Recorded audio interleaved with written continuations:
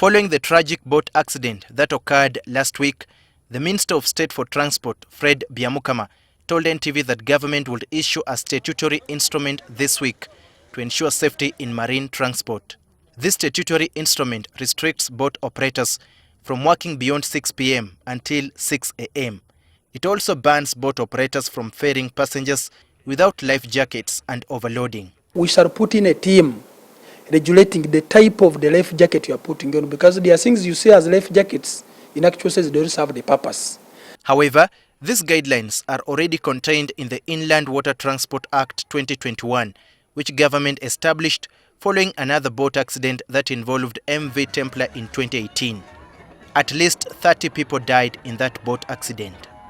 Some of the key guidelines the government issued include obligation to register a marine vessel with the Maritime Administration. Minister Byamukama says government has registered at least 80% of marine vessels in the country.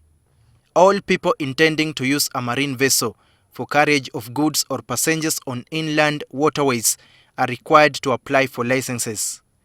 The law also requires owners of vessels to which the license is granted to ensure that the vessel is maintained in a seaworthy condition.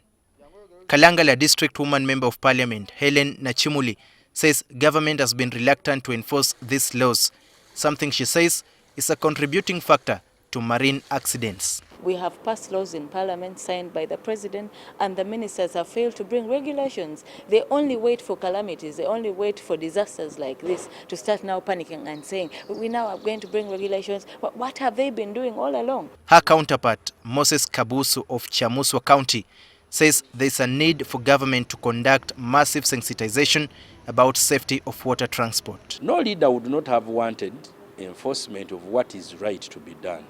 But where there is no alternative, still it will be a waste of either resources or energy, all these words we are saying. Before government finds us alternatives, still the burden still lies on government to provide what is better. The legislators also argue that the life jackets are too expensive and most boat operators cannot afford buying them. I think government should come up and subsidize on the life jackets. The taxes either exempt or subsidized. We have supplied over 2,000 freely, but even the ones we have given life jacket as government, they're not putting them on. Last week's boat accident is one of the deadliest to have happened in the country. The search for the missing persons is on. Daniel Kibet, NTV.